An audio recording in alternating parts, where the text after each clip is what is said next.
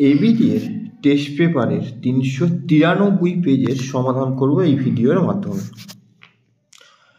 প্রথমে দেখো 1 নম্বরটা বহু বিকল্প থেকে, ক্যানিয়ন বা আই আকৃতির উপত্যকা সৃষ্টি হওয়ার কারণ হলো নদীর নিম্নক্ষয়, যেটা শুষ্ক অঞ্চলে বেশি হয়ে থাকে, পার্শ্বক্ষয় হয় না, শুধুমাত্র নদীর নিম্নক্ষয়ের জন্যই গিরিখাতটা আরও গভীর হলে তখন তাকে ক্যানিয়ন বলে। 2, হিমবাহের ক্ষয়কার্যের পদ্ধতি নয়, উৎপাটন হিমবাহের ক্ষয়কার্যের পদ্ধতি, অবকর্ষ হয়, প্ল্যাকিং হয়, পদ্ধতি নয় কোনটা, এখানে সঠিক অপশানটা হবে দোবনটা। 3, সম্পৃক্ত বায়ুর আপেক্ষিক আর্দ্রতা কত? সম্পৃক্ত বায়ুর আপেক্ষিক আর্দ্রতা কত? আপেক্ষিক আর্দ্রতা সম্পৃক্ত বায়ুর পরিমাণ হচ্ছে 100%। ঘ অপশানটা তোমরা করবে। 4, উল্কাপিণ্ড পুড়ে ছাই হয়ে যায় যে স্তরে, সেই স্তরের নাম হচ্ছে মেসোস্ফিয়ার। মেসোস্ফিয়ার তোমার দেওয়া আছে কোথায়, দেখো গয়েতে। 5, চাঁদ ও পৃথিবীর মধ্যে সর্বনিম্ন দূরত্বের অবস্থানকে বলা হয় পেরিধি। পেরিধি দেওয়া আছে দেখো গ অপশানে, গ অপশানটা তোমাদের করতে হবে। তারপরে তোমার 6টা, নিম্নের কোন স্রোতটি শীতল স্রোত? শীতল সমুদ্র স্রোত হচ্ছে এখানে, এটা উষ্ণ স্রোত, উপসাগরীয় স্রোত, উত্তর নিরক্ষীয় স্রোত, উষ্ণ নিরক্ষীয় প্রতিশোধ উষ্ণ, তাহলে ক্ষয় অপশানটা, ক্ষয়ের ল্যাব্রাডর স্রোত হচ্ছে শীতল স্রোত, খ অপশানটা করতে হবে তোমাদের।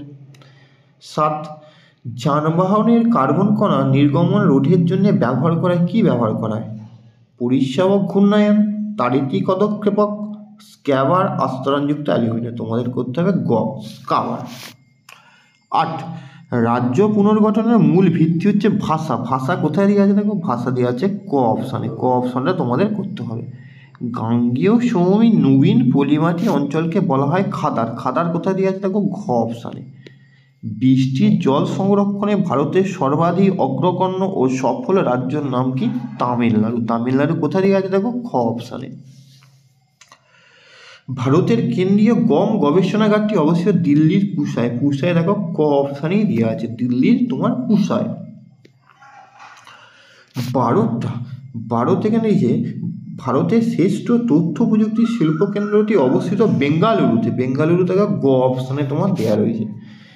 13, একটি করমুক্ত বন্দরের নাম আমরা কি জানি? কান্দালা। কান্দালা কোথা দেখো ক অপশানেই দেওয়া আছে, কান্দালা হচ্ছে একটি করমুক্ত ভারতের বন্দর। 14টা, 74M/7 মানচিত্র, এটা টোপোশিট।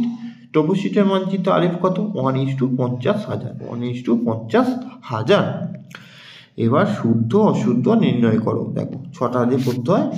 ফার্স্ট, অর্ধচন্দ্রাকার তির্যক বালিয়াড়িকে শিব বালিয়াড়ি বলে না, শিবটা যদি কেটে, এটা তোমার অ শুদ্ধ তখনই হতো, শিবটা কেটে যদি আমার বারখান হতো, অর্ধচন্দ্রাকার তির্যক বালিয়াড়িকে বারখান বালিয়াড়ি, তখন তোমার শুদ্ধ। তাহলে প্রথমেরটা পেলাম আমি অ।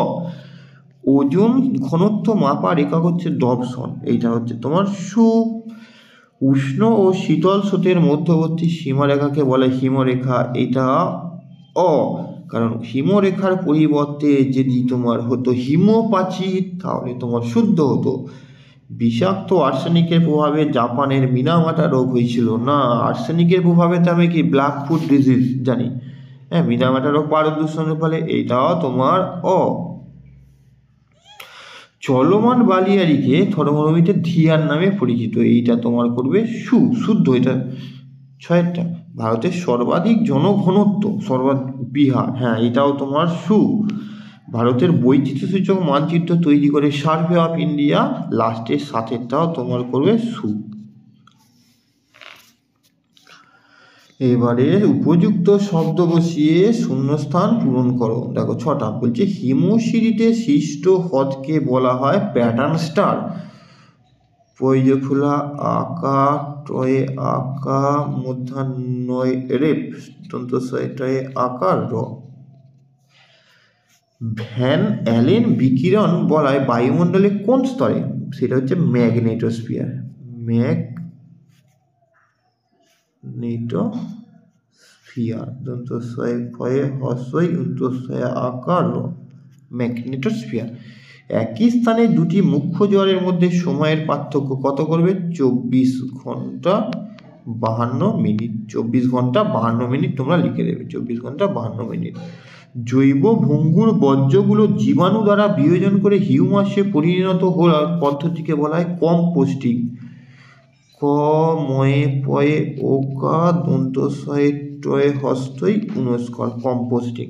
লৌহ ইস্পাত শিল্প একটি ড্যাশ কাঁচামাল ভিত্তিক। লৌহ ইস্পাত শিল্প হচ্ছে অবিশুদ্ধ কাঁচামাল, অবিশুদ্ধ। ধয়ে ধয়ে। দক্ষিণ পূর্ব রেলের সদর দপ্তর কোথায়? কলকাতা। কলকাতা। সাতেরটা, মেরু বরাবর মেরু পরিক্রমণকারী কৃত্রিম উপগ্রহের নাম হচ্ছে, তার নাম লিখবে সূর্য সমলয়। তার নাম লিখে দেবে সূর্য সমলয়, সূর্য সমলয়। তারপরে তোমার একটি বা দুটি শব্দে উত্তর দাও।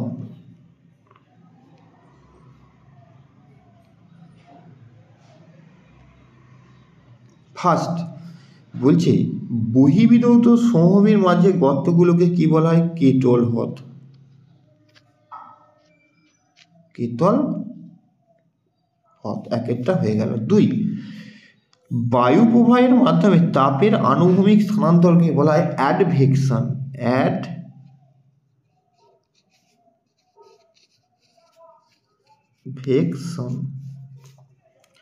তারপরে কোন তিথিতে মরা কোটাল হয়? এটা লিখবে অষ্টমী তিথিতে। তার আগে শুক্ল ও কৃষ্ণ পক্ষের অষ্টমী তিথিতে সম্পূর্ণ হয়ে যাবে। গঙ্গার ডান তীরের উপনদীর নাম কি?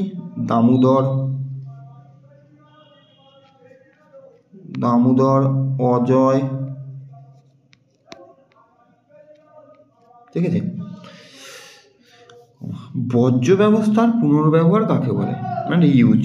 কোনো বর্জ্যকে পরিবেশে ফেলে না দিলে পুনরায় ব্যবহার করলে তাকে বলা হয় বর্জ্যের পুনর্ব্যবহার, যেটা ইংলিশে হচ্ছে রিইউজ।